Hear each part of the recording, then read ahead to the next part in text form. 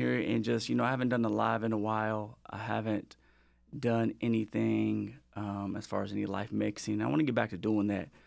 And I'm in the process of making some more videos for you guys, but I figured this would be a good way to just to go live and give you this insight, because I was going to make a video about it, but I really feel like this is good just to shoot a live here real quick for you, and hopefully, whoever this is for will get it, right?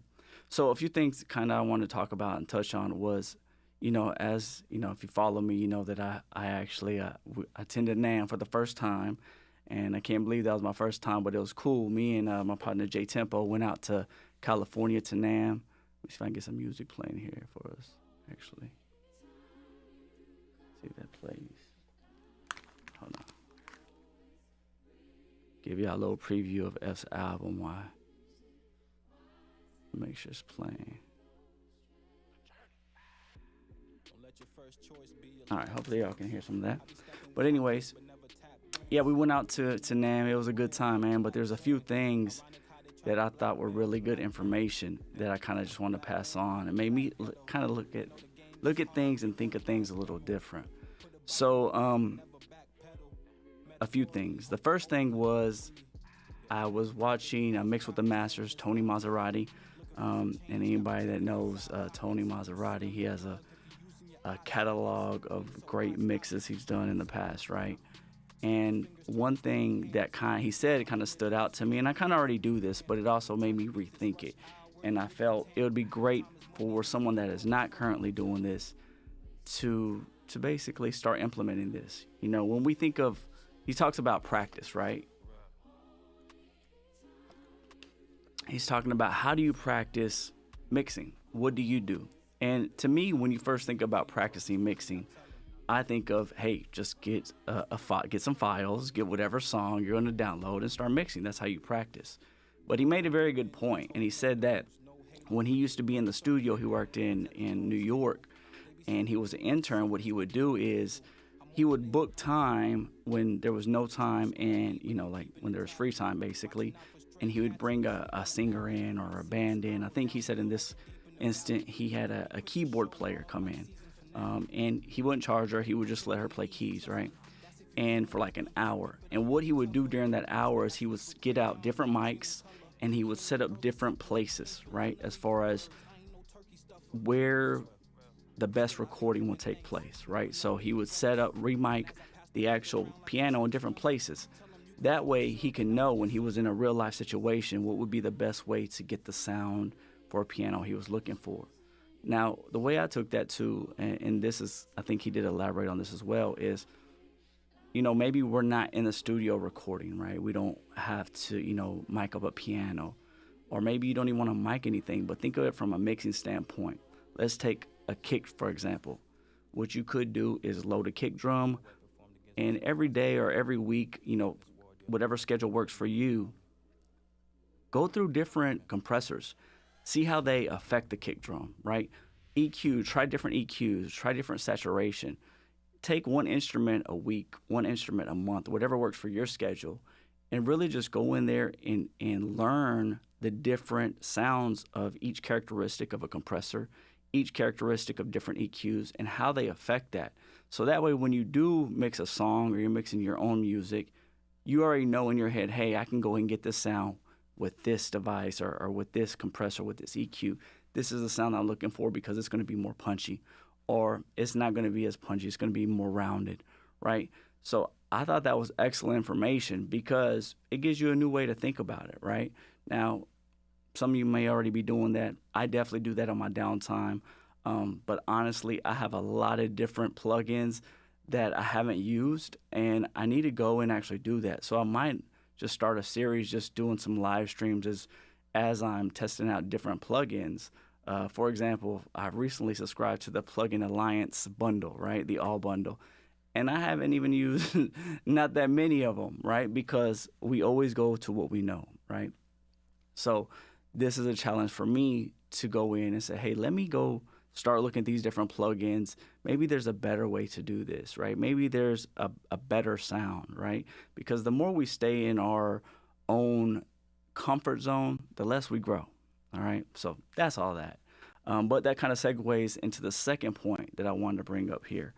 And we all know the AI thing, right? AI, people are thinking AI is taking over, right? And it's really more, and you're seeing it more come to life in producing with Unison, you know, Chat GPT.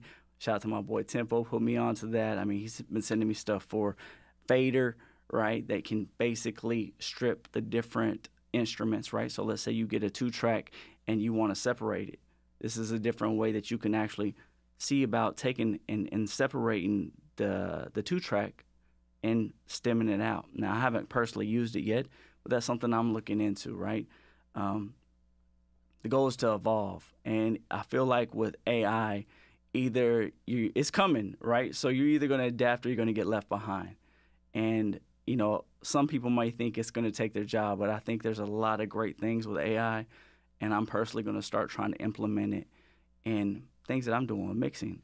I've been researching, yesterday, probably all day yesterday, I was researching just AI and mixing, right? And there's actually already different sites that will mix your song, right? And I'm testing them out. I want to see how accurate they are. Now, from what I can tell, it's not as accurate as getting someone to mix it for you. But that's the first round, right? Eventually, it's going to get to that. Do I think that AI is going to take over for a mixing engineer? I would say no. And the reason I say that is because when you really think about mixing is subjective, right? You go to a certain mixing engineer because you like the sound that he has.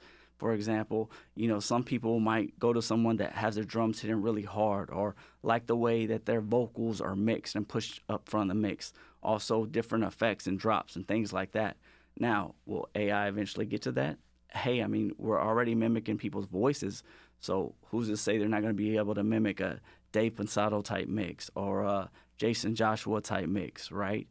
So I wouldn't be opposed to it. I mean, it could come sooner than later, right? But what I want to start doing is implementing AI on how I'm mixing and start using more AI tools, not necessarily to mix for me, but to make the process go by a little faster.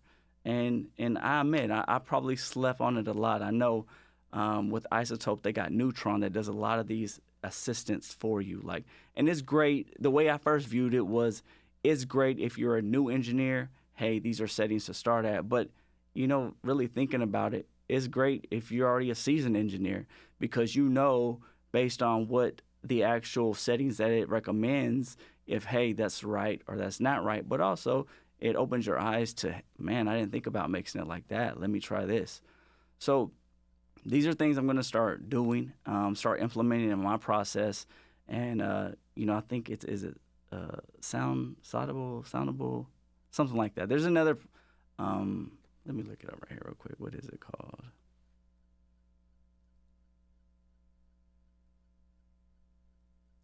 What is it called?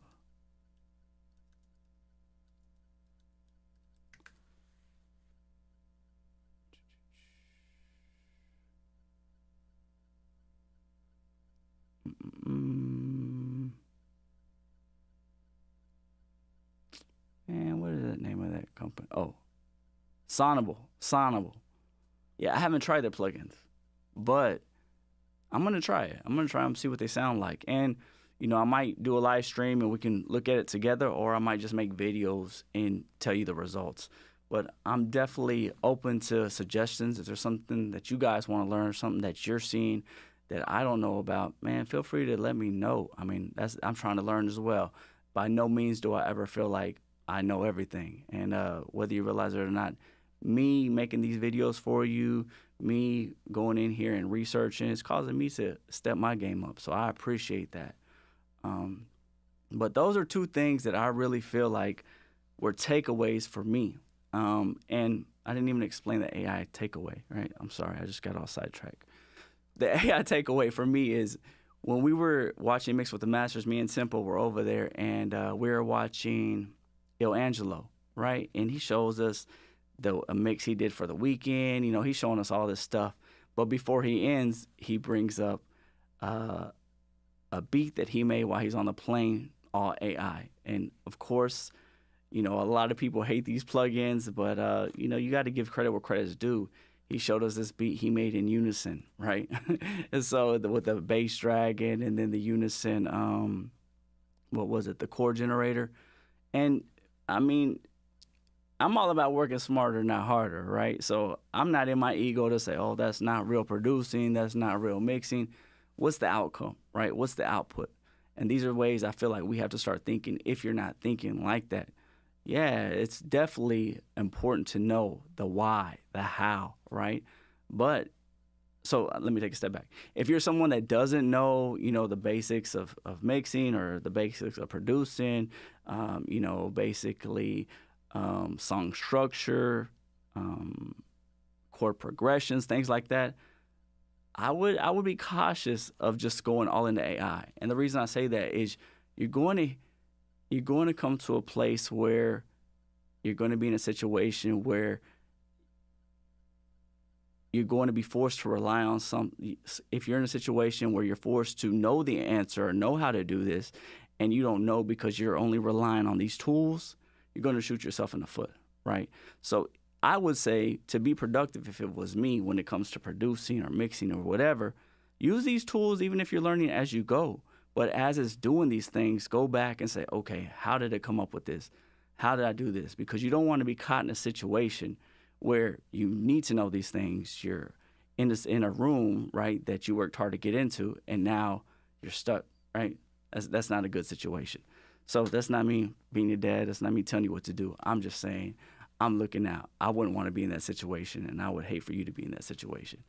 So it was very interesting with the Angelo showing us the AI and how he's doing it. At first, I ain't gonna lie, I'm a skeptic, so I'm like, wait a minute, is he trying to sell us some tempo?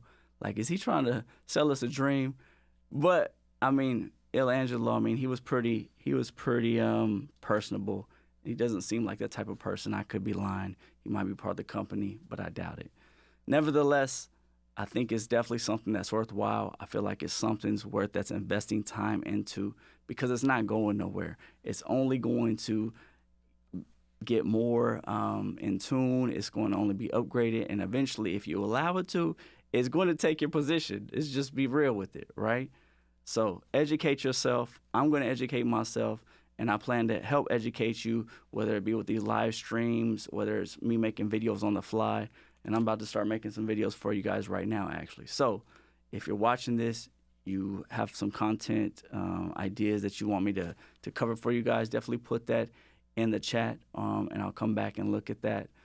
I didn't make this video to be crazy long. I just want to come and touch base with you guys because I haven't talked to you in a while, and also let you know, some takeaways that I took away from NAMM.